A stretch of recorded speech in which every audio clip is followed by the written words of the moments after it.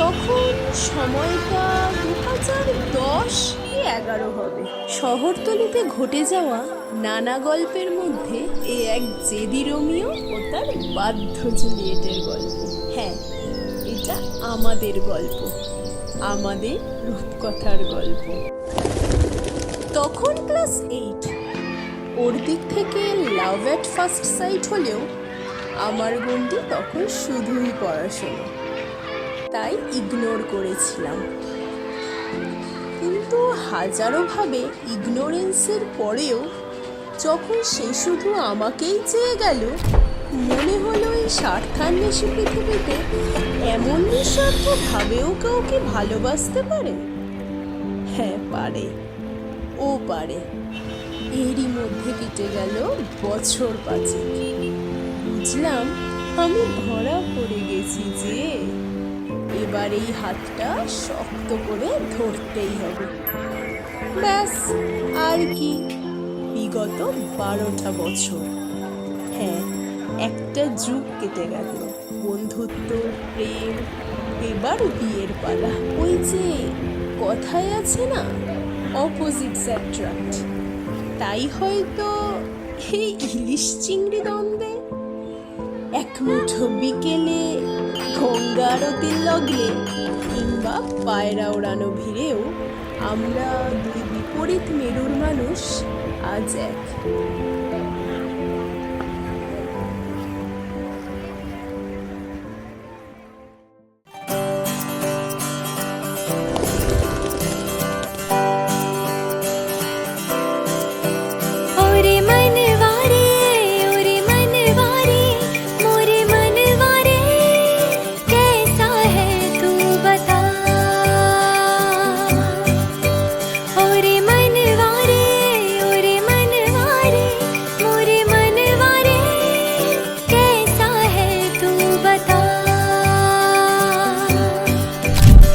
ও মন, হারিয়ে বসে আছি দেখ, প্রথমবারেরই দেখায় কত না হলো তোলপাড়। দু চোখ দেখেছে তোকে আজ যে, হারিয়ে ফেলেছি খেয়ে আমিও আমার কথা। খেয়ালি দিন, মায়াবী রাত, এক নিমেষে তাকালি তুই, আমি হঠাৎ অন্য দেশে। ও মন,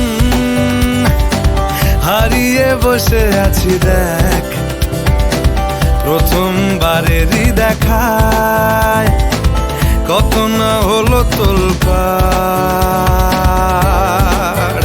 ওরে মনবারে, ওরে মনবারে, ওরে মনবারে, कैसा है तू बता।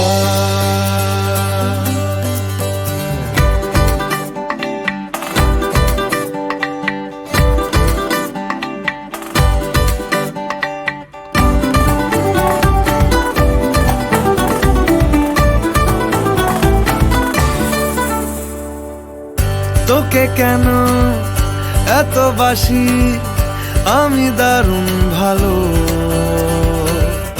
কানে কানে বলে গেলি আমার মন পালালো।